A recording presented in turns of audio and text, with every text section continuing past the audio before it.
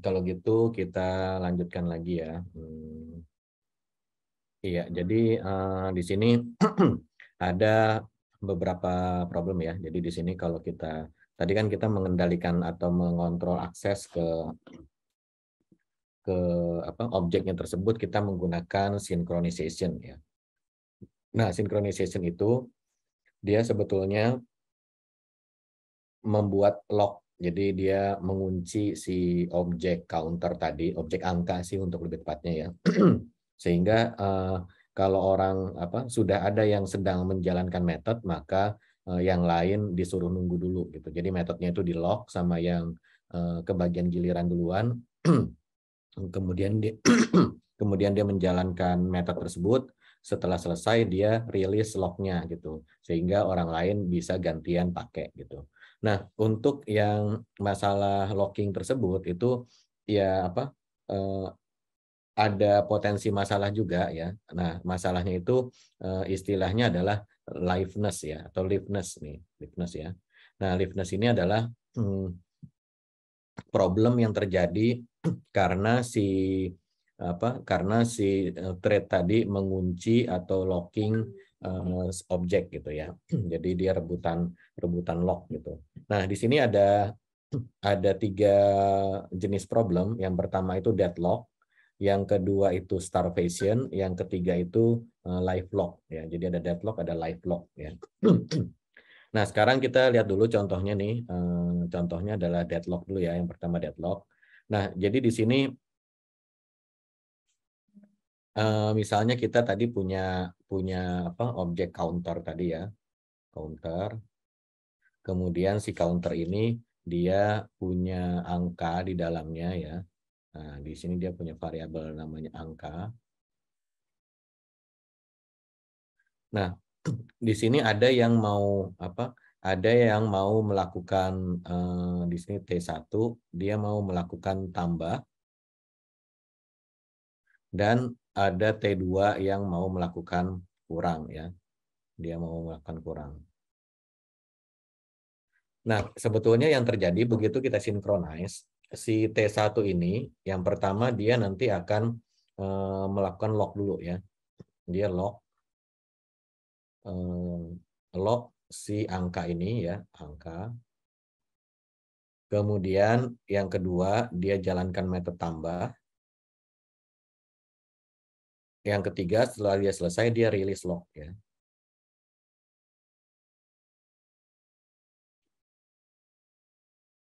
Nah, ini kalau misalnya dia jalan normal seperti ini ya. Jadi begitu dia lock, ini dia berarti waktu di satu A, jadi ini kan udah duluan ya. Dia mau ngakses maka dia wait dulu ya. Wait sampai dia rilis lock, maka di 3A nah dia baru mendapatkan lock ya. Lock, kemudian dia mendapatkan lock, kemudian nomor 4 dia kurang ya, kurangi. Nomor 5 dia rilis lock ya. Nah, ini normalnya yang terjadi seperti ini ya. Tapi kalau misalnya dia sudah kebanyakan ya, atau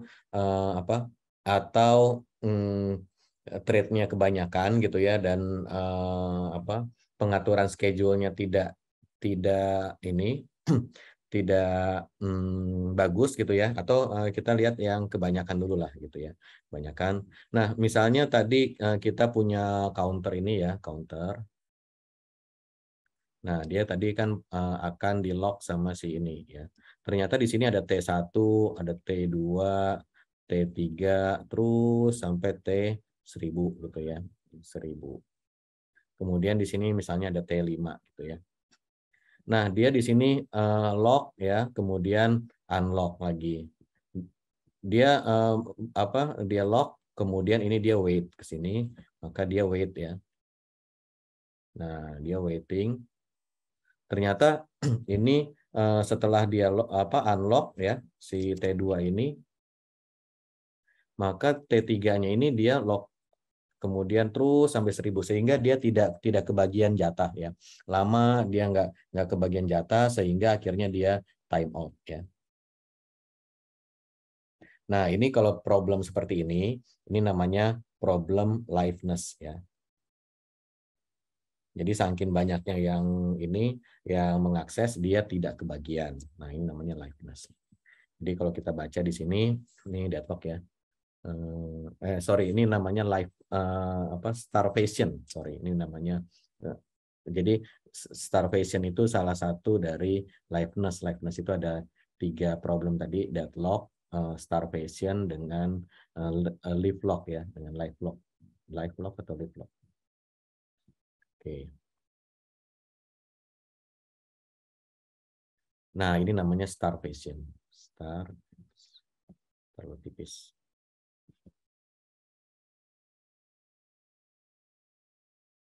Starvation itu kalau bahasa Indonesianya kelaparan. Jadi dia nggak kebagian jatah terus sampai akhirnya dia nunggu-nunggu, akhirnya time out gitu ya. Nah, itu namanya starvation ya.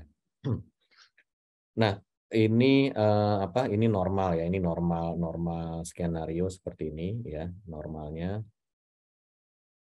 Jadi biasanya seperti ini. Nah, kemudian ada yang namanya deadlock ya, deadlock. Nah, kalau deadlock itu dia di sini, coba kita gambar warna biru. Di sini ada counter. Nah, counter ini akan diakses oleh contohnya 2 trade aja ya. Nah, di sini T2 dia juga akan mengakses ke sini. Nah, dia melakukan lock. Ini juga di saat yang sama dia locking juga. Nah, gitu ya. Sehingga waktu dia ini kan begitu dia mau tambah ya, maka dia kena blokir di sini. Saya nggak boleh. Demikian juga waktu dia mau mengurangi, maka di sini dia kena blokir juga. Nah, nggak boleh. Nah, ini jadinya saling nunggu, akhirnya dia tidak ada yang berhasil. Ya udah, semua orang ada T3 di sini, dia mau ngelok juga nih. Ternyata udah di lock sama mereka berdua. Nah, ini juga dia gagal juga. Jadi akhirnya semua orang megang dan tidak ada yang mau ngalah gitu ya. Nah, itu namanya deadlock seperti ini. Nah, ini namanya deadlock.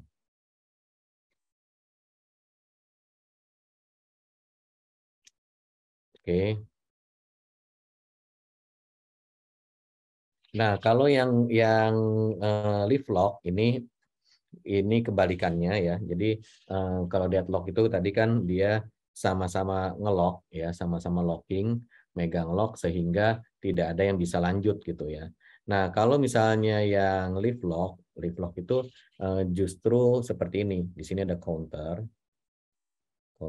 Nah, si counter ini misalnya kita bilang ya udah, nanti kalau kelamaan locking nggak dapat, time out aja, coba lagi gitu ya. Nah, gini. Jadi ada T1, dia mau akses ya, ini nomor 1 ini. Ternyata dia diblokir, oke, maka dia wait. Nah, maka dia wait nomor 2. Kemudian yang T2 ini dia sedang wait gitu kan. Nah, begitu dia mau ngelok lagi di sini, lock, dia juga kena, maka dia wait. Nah, wait lagi. Nah, jadi ini ganti-gantian terus saja. Begitu dia udah wait, yang ini juga wait. Begitu dia mau ngelock, dia lock juga gitu. Jadi timingnya tidak pas sehingga dia ganti-gantian, yang ini wait, ini mau rilis, dan ini mau ngelock, di sini juga mau ngelock gitu. Jadi dia saling gantian ya. Nah, ini namanya live lock. Jadi kalau deadlock ini ya berhenti sama sekali ya. Kalau ini jalan, tapi jalannya itu nggak maju-maju gitu ya. Nah, jadi dia jalan saling bergantian, tapi nggak ada progres karena dia wait, ya udah situ duluan gitu. Ya udah situ duluan aja, silakan duluan, udah akhirnya nggak maju-maju. Nah, kalau yang ini dia berebutan pengen maju gitu ya. Nah, seperti itu. Nah, jadi ini ada 3 skenario ini. 3 skenario ini istilahnya adalah istilahnya tadi adalah liveness ya. Liveness. atau ini gampangannya aplikasinya jalan atau tidak ya. Aplikasi jalan atau tidak. Yang diakibatkan karena multi trading ya.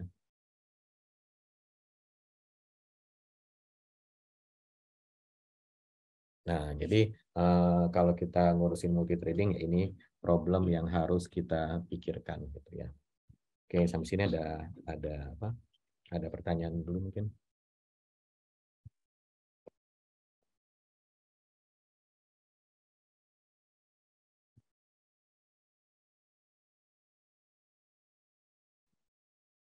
Belum ada, Pak. Oke, kalau belum ada, nah sekarang kita lanjut ke ini. Apa? Di sini ada, kalau tadi kan kita manual ya, kita synchronize gitu kan ya, kita synchronize, kemudian sehingga dia ngaksesnya bareng-bareng gitu, apa bergantian ya. Nah sebetulnya yang synchronize seperti ini low level, artinya ya kalau nanti metodenya banyak itu bingung juga kita apa synchronize yang mana saja gitu. Soalnya kalau nanti synchronize-nya terlalu banyak, misalnya ini kan cuma satu variabel ya yang kita lakukan gitu kan. Misalnya nanti kita dalam satu metode itu isinya ada 10 baris, ada 20 baris gitu ya, panjang gitu. Nah, itu kalau kita synchronize, itu semua objek yang diakses di dalam metode itu di lock gitu. Sehingga kalau nanti objeknya banyak, ini kan cuma satu ya, cuma si angka doang. Kalau nanti banyak, maka nanti peluang terjadinya deadlock atau leave lock atau starvation itu semakin besar karena begitu dia jalan, dia langsung ngunci banyak banyak objek sehingga yang lain tidak bisa menggunakan gitu. Nah, akhirnya pada antri semua, nah nanti ketemu deh apa tiga masalah tadi gitu ya. Nah, jadi untuk apa eh, untuk supaya tidak terjadi tadi deadlock dan teman-teman itu, maka kita codingnya harus hati-hati dan yang kita lock itu sesedikit mungkin. Jadi kayak di sini ini ulang jangan di lock. Nanti kalau misalnya ada variabel yang lain lagi jangan di lock gitu. Jadi kita sesedikit mungkin menggunakan lock supaya supaya thread yang lain bisa jalan gitu. Nah, untuk salah satu caranya kita di Java itu disediakan yang namanya atomic ya, atomic. Nah, jadi kita disediakan library atau dia high level bilangnya karena ini sudah membungkus beberapa fitur sehingga kita nggak harus manual lagi sinkronisasi lagi ya. Nah, jadi kita disediakan di sini atomic ini ya, atomic variable ya, ini high level concurrency object ya. Nah, di sini kita disediakan log object, jadi kita bisa melakukan log, kemudian kita apa? Tadi kalau misalnya kita kita yang aplikasi chatting tadi ya, aplikasi chatting tadi, kalau misalnya yang connect banyak, itu dia akan membuat thread baru terus gitu ya, sehingga akhirnya kalau tidak dibatasi nanti komputer kita bisa hang ya karena setiap thread itu butuh memori. Nah, sedangkan kita tidak memberikan batasan. Jadi siapa saja yang connect ya udah bikin thread, yang ada lagi yang datang bikin thread baru, ada yang datang bikin thread baru gitu ya. Nah, lama-lama bisa habis memorinya. Nah, di sini kita disediakan yang namanya executor ya. Executor itu adalah library untuk mengelola thread yang banyak tadi ya. Nah, di sini kita bisa membuat thread pool. Thread pool itu jadi kita bisa membatasi maksimal thread-nya berapa gitu. Jadi misalnya kita batasi yang sedang berjalan itu maksimal 100 aja gitu. Jadi kalau ada orang ke 101 dia datang untuk connect lagi, maka di situ kita tolak aja gitu atau kita suruh nunggu misalnya 30 detik. Kalau 30 detik nggak ada yang quit, yang lain ya udah dia di reject aja, maaf sedang penuh gitu. Nah, jadi yang seperti itu kita tidak perlu lagi pakai menghitung sendiri ini udah berapa gitu ya, nggak usah. Jadi kita sudah tinggal menggunakan thread pool aja, udah disediain, tinggal kita setting misalnya maksimal 100 gitu. Itu namanya executor ya, ini executor. thread pool ya. Nah, seperti ini. Kemudian ada yang namanya fork join ya. Fork join ya sama seperti tadi. Kalau kita kan tadi join ya, join menjalankan join yang ada disediakan oleh si thread gitu. Nah, kalau di sini kita disediakan fork join pool, jadinya nanti bisa, kalau tadi kan kita harus looping satu persatu kita join ya. Nah, ini langsung aja semua task yang masuk dalam grup tersebut kita join gitu. Jadi nggak usah looping lagi. Nah, ini kita sudah disediakan ininya. Kita disediakan library-nya gitu ya. Nah, di sini ada ininya invoke all ya. Invoke all itu ya jalanin semua. Kemudian di sini nanti kita bisa mendapatkan fork join pool, begitu kita invoke semuanya jalan gitu ya. Kemudian nanti kita bisa mengumpulkan hasilnya, setelah selesai baru dia lanjut gitu. Jadi nggak usah manual, kita looping seperti tadi dan join satu-satu gitu. Nah, kemudian ada yang namanya concurrent collection ya. Collection itu kan kita tadi punya list gitu ya. Kemarin kita sudah punya list, kita masukkan data ke dalam situ.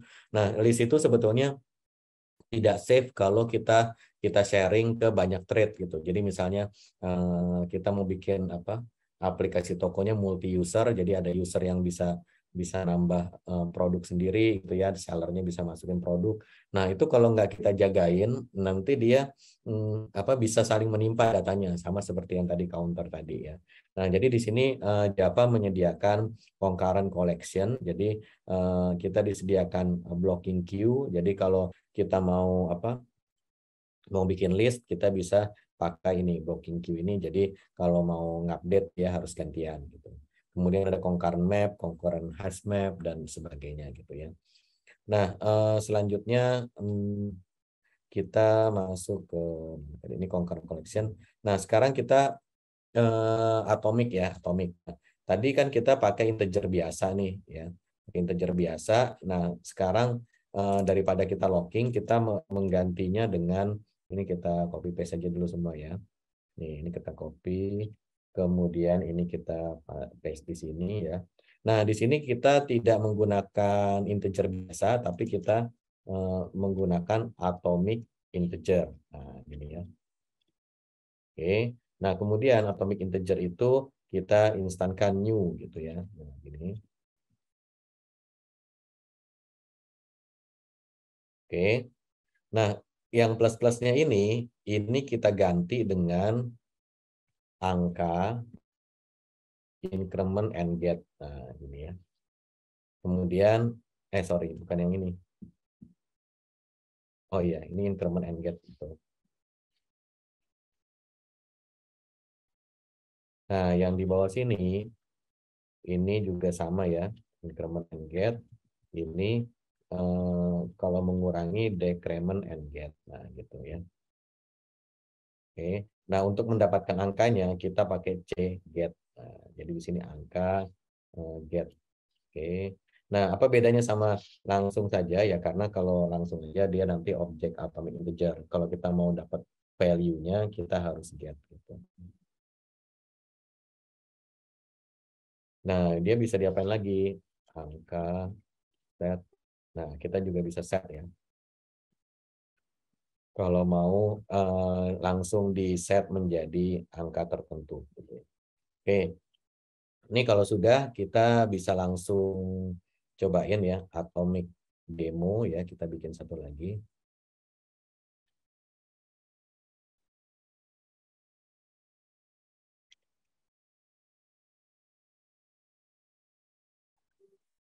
Nah, di sini kita bisa copy paste dari thread unsafe ini ya. Jadi kita nggak pakai synchronize atomic demo, kita bikin kelasnya ya. Nah, di sini. Terus kemudian unsafe demo ya sini. Ini kita copy paste saja semuanya.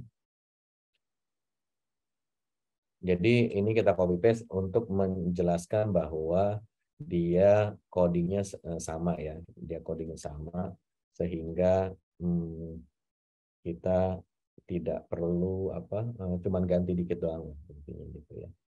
Nah, di sini kita ganti dengan atomic counter ya. Ini instannya kita ganti juga. Kemudian yang di sini atomic counter.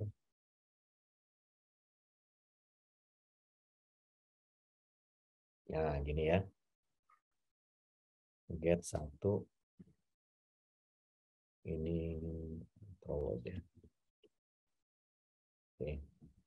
Nah, ini kita copy paste-nya tadi dari yang unsave ya. Jadi di sini kalau kita lihat tambah counter, kemudian start, kemudian join. Nah, di sini kita begitu di start, dia run, dia akan tambah-tambah terus, yang ini akan mengurangi terus gitu ya. Tapi bedanya adalah kalau tadi dia menggunakan class counter biasa, kalau sekarang kita menggunakan atomic counter. Nah, atomic counter itu kalau yang counter biasa tadi menggunakan integer biasa, kalau di sini menggunakan atomic integer gitu ya. Nah, ini atomic counter bikinan kita sendiri ya, sedangkan kalau yang atomic integer ini disediakan oleh Java-nya. Ini package-nya Java Util Concurrent Atomic ya. Oke, nah sekarang kita coba jalankan tes ya. Nah, kenapa ini yang integer ulang tidak perlu dibikin atomic juga? Kenapa? Karena integer ini si ulang ini dia read only. Jadi sepanjang perjalanan dia tidak pernah diganti nilainya. Ya udah 10 10 terus gitu ya. Nah, sehingga kita tidak usah takut bahwa dia nilainya ketimpa-timpa karena dia tidak berubah. Nah, sedangkan si angka ini kan nanti akan diubah-ubah ya sama si trade yang tadi. Sehingga ini harus kita proteksi gitu. Nah, sekarang kalau sudah kita start dengan yang kecil dulu ya. 500 dulu, kita coba tes. 0 ya. Oke, kita naikin 5.000. Nah, ini 0. Kemudian naikin lagi 50.000.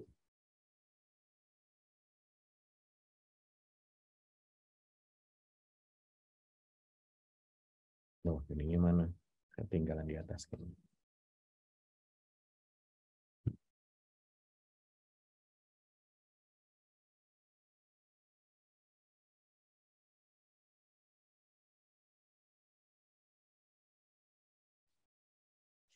Kok nggak ada?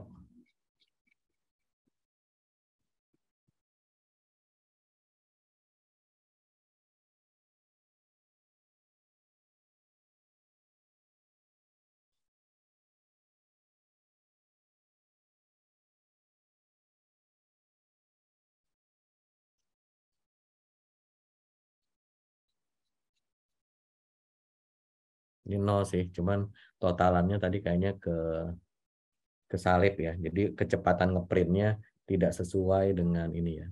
Coba di sini kita ini aja, trade slip aja. Slip 5 kali 1.000.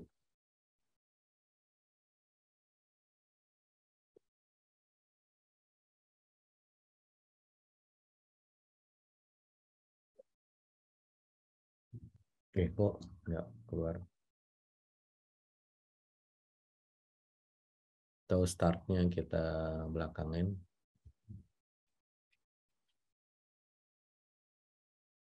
Oh enggak dia.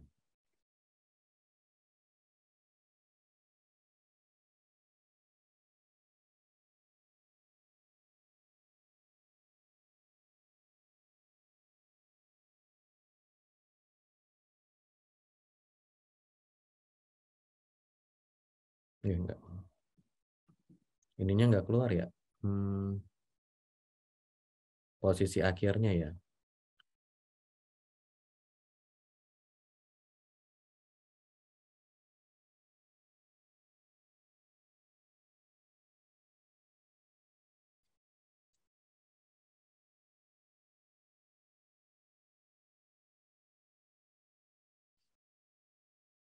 Oke, kita coba kurangin aja 5.000. Nah, ini kelihatan posisi akhir. 50.000. Kurang lagi.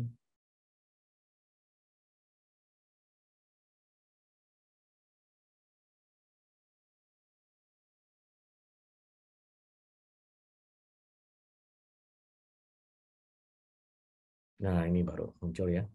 Coba tes lagi.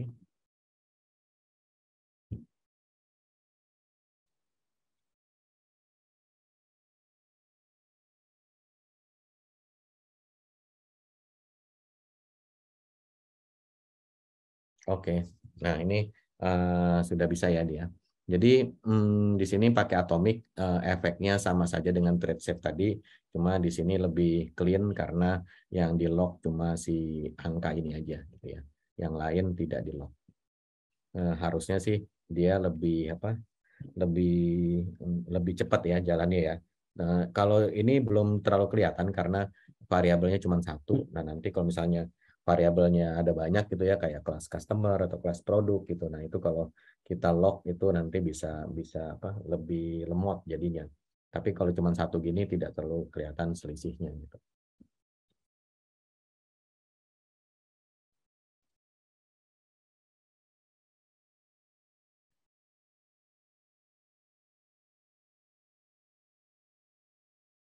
Oke, silakan dicoba.